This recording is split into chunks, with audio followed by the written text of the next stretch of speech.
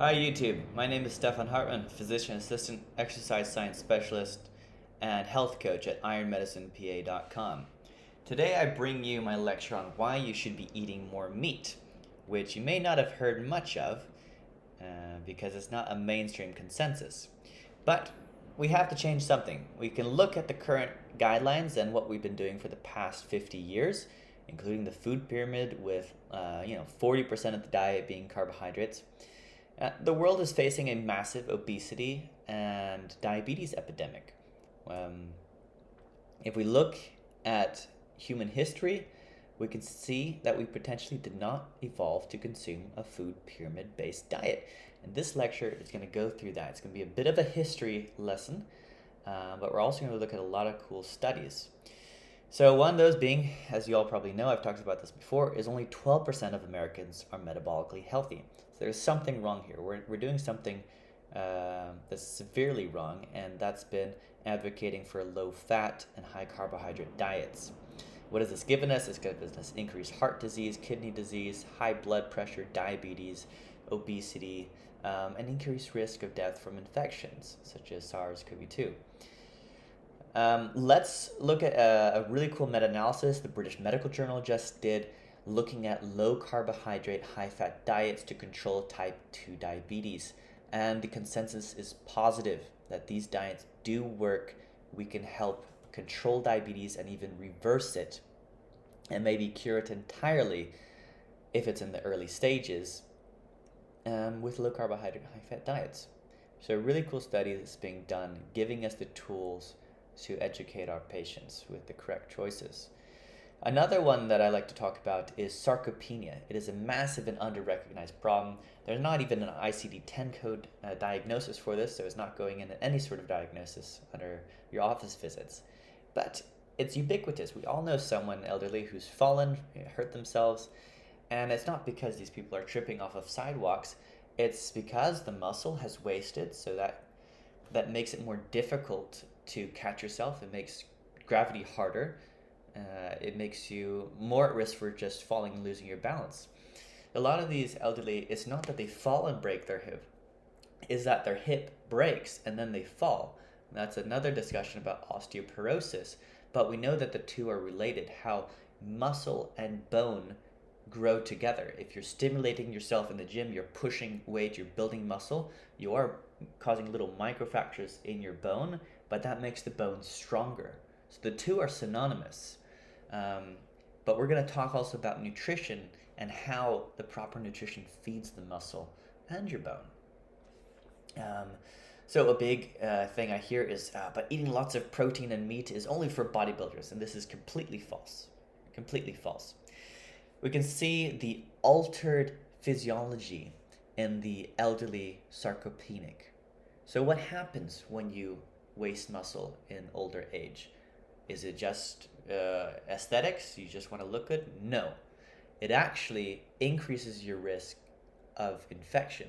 It decreases your immune system functioning and increases inflammation when you have all this weakened muscle. So we can see the huge impact on the elderly with weakened muscle known as sarcopenia.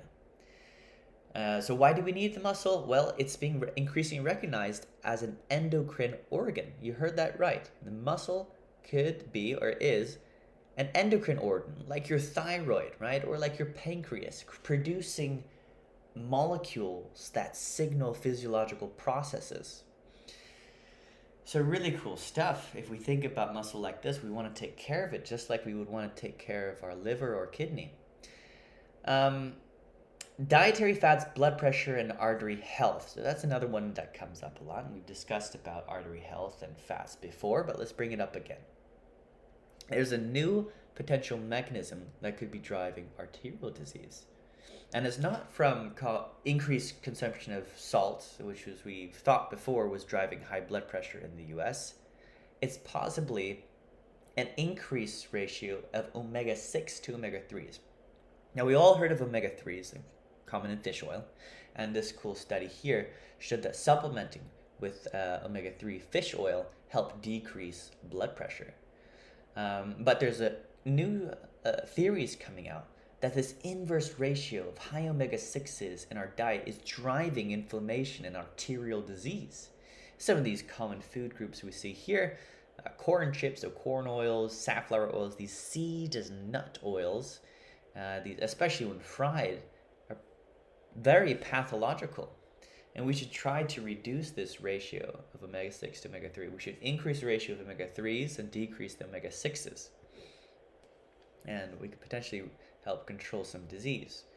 We're going to move on to the next part of this lecture, which is human evolution. How did we evolve? Did we evolve to eat a food pyramid?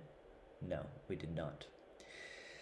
We can look at our ancestors, so the chimpanzees, the monkeys, and the trees, and we can see that we evolved bigger brains, and bigger brains require more energy. Now, some of our ancestors are still in the jungle, in the trees, the orangutans, the gorillas. They have large guts, requiring lots of energy to break down plants. And they can do that because they have large guts, but we do not have guts like orangutans and gorillas. We have larger brains that allows us to use an iPhone and send people to outer space. And how do we achieve this?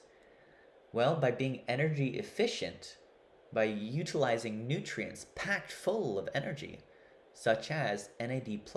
Let's talk about that one a little bit more. So Dr. David Sinclair, he's a researcher in the longevity field. He's published a book, Lifespan, Why We Age and Why We Don't Have to.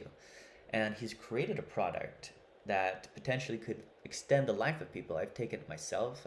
They are NAD+ boosters. So NR, so nicotinamide riboside, and NMN, which is nicotinic mononucleotide. So you could potentially supplement with these pharmaceuticals, such as the one Dr. Sinclair creates in a lab, or you could eat more meat, because meat is energy dense with NAD+ precursors.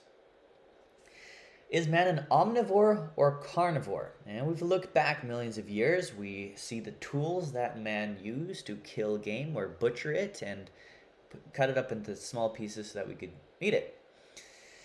So hominids and early Homo increased meat intake but remained omnivores, not carnivores, despite being top predators. So finding new plants and avoiding plant toxicity from secondary compounds evolved to deter herbivores. That was a pretty big problem. If you think about roaming throughout Europe back in the Ice Age, there weren't many edible plants.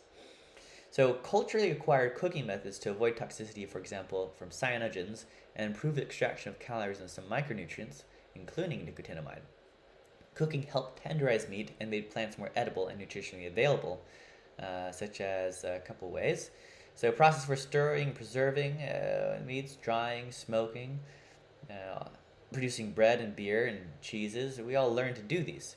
So farming, let's see, this was facilitated by benign climate at the end of the recent Ice Age and a warmer, wetter, higher carbon dioxide early Holocene, 9,000 to 12,000 years ago. So that's relatively recently.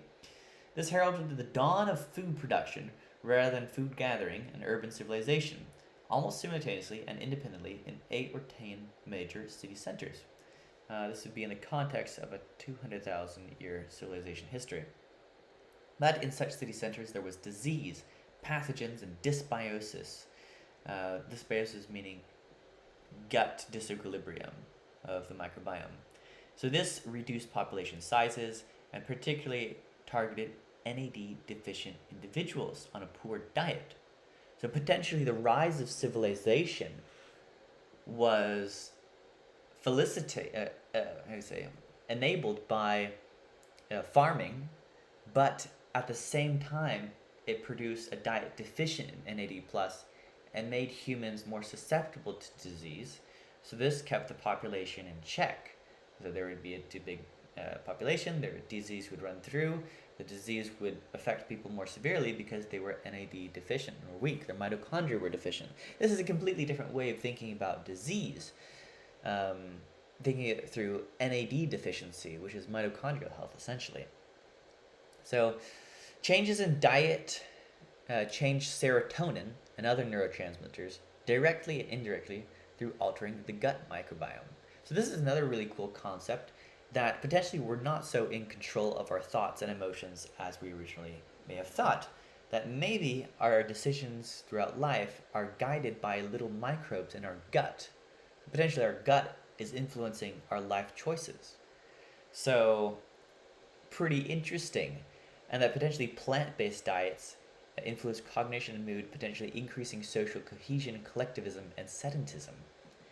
So, very interesting that a plant based diet would make someone more civilized, we could say.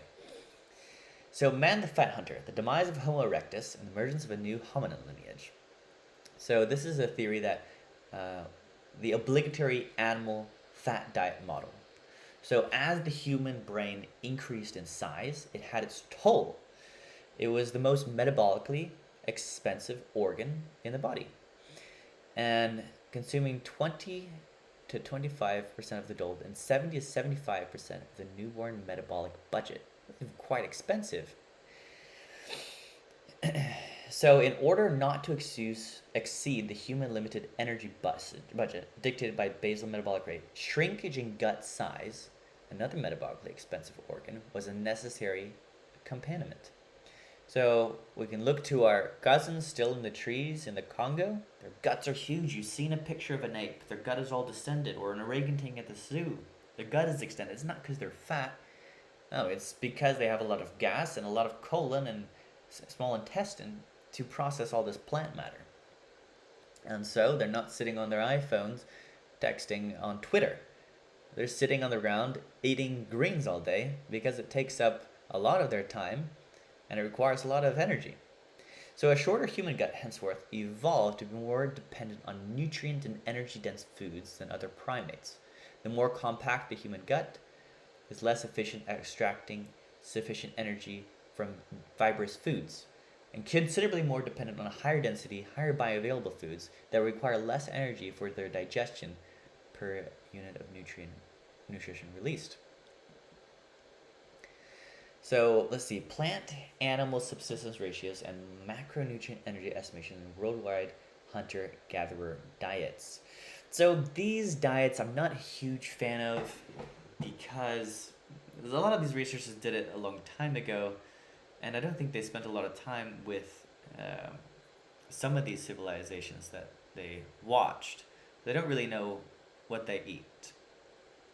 But a few we know consumed very large animal-based diets.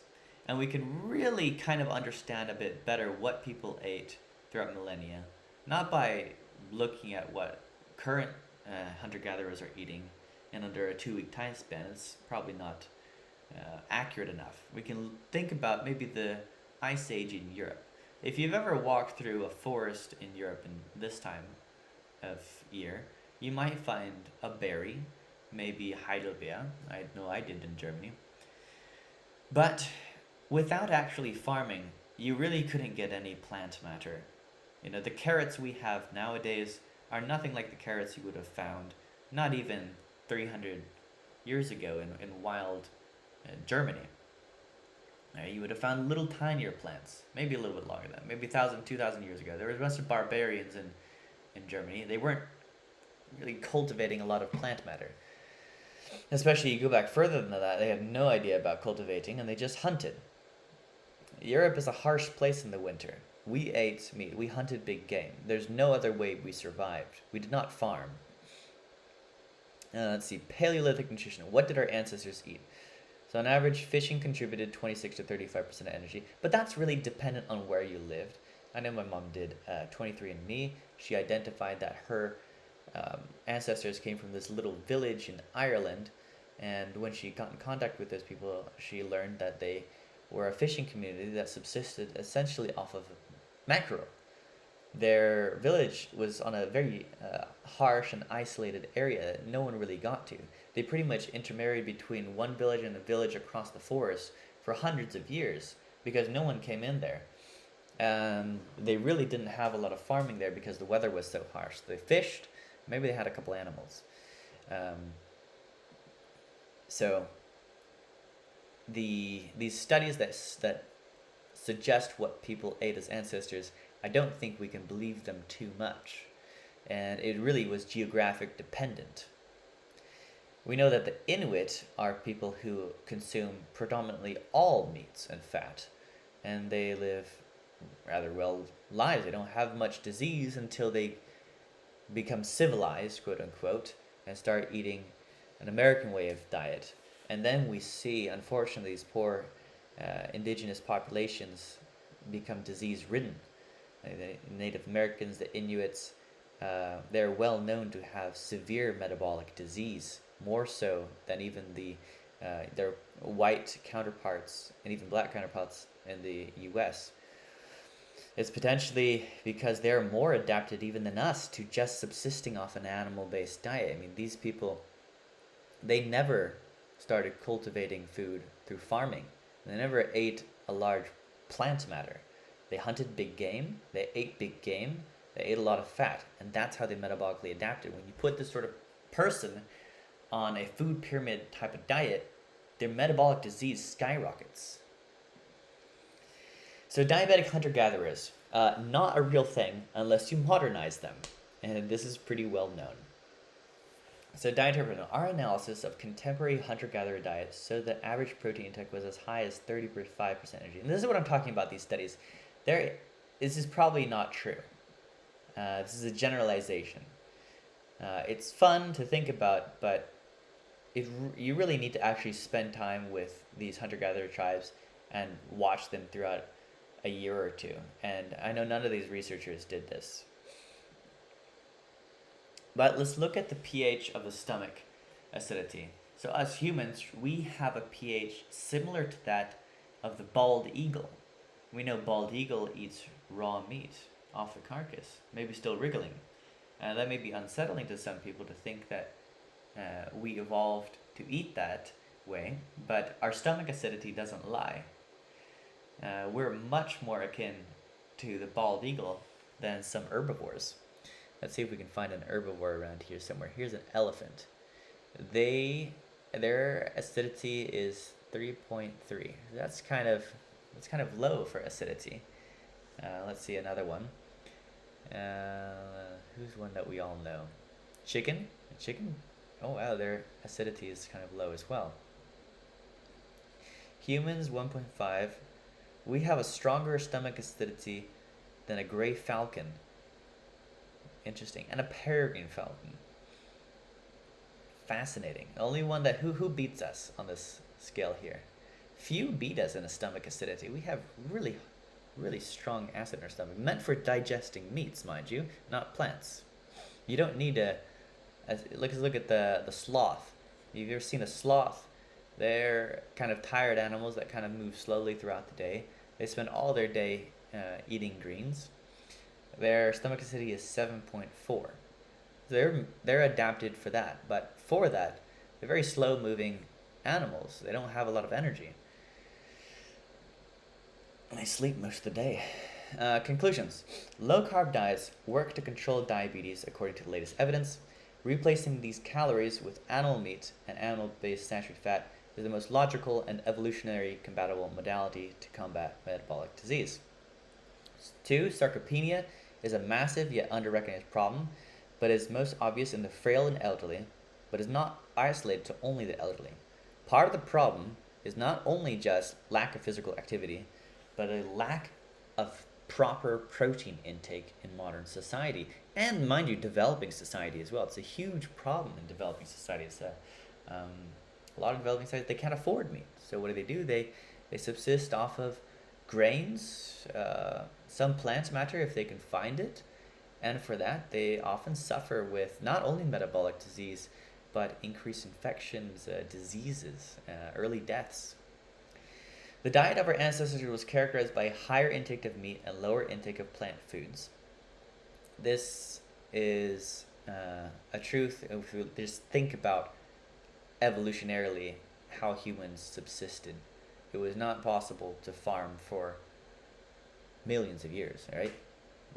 There was no farming back a million years ago. It only is a kind of a recent thing. And Mendelian genetics, mind you. Mendelian genetics is selecting the bigger fruit to grow the bigger fruit down the line. That's a pretty recent thing. Mendel, he was a monk. I think he lived 400 years ago.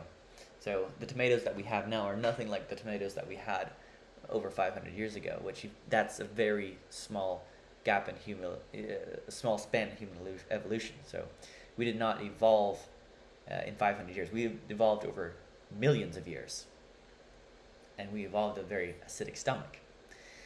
So modern human beings display physiological features which suggest an increasingly carnivorous diet during human evolution. Our large brains increased in size at the expense of the gastrointestinal tract and dictated higher intake of nutrient foods. The high reliance on animal foods may not have elicited an adverse blood lipid profile because of the benefits of high dietary protein and low level of dietary carbohydrate, although fat intake would have been similar to or higher than that found in Western diets. There were important qualitative differences. NAD is synthesized from niacinamide. NAD boosting is now being studied as a life extension source, and meat is the best source of NAD plus boosters outside of supplementing from a pharmaceutical compound. Stomach acidity and pH in humans is similar to that of carrion birds, and we beat most other carrion, actually. Hunter-gatherers did not have coronary disease, diabetes, and obesity. Ancestral-based animal diets full of meat and saturated fat are not the cause of modern chronic disease. The cause of modern chronic disease is an increase of omega-6, oils, fried oils, processed foods, lack of meat, sedentarism. There's a lot of things that go into why we have increased disease. Toxins in our water, in the air. A lot of things go into disease. But food is one that we can control. If we try to control the amount of toxins and inflammatory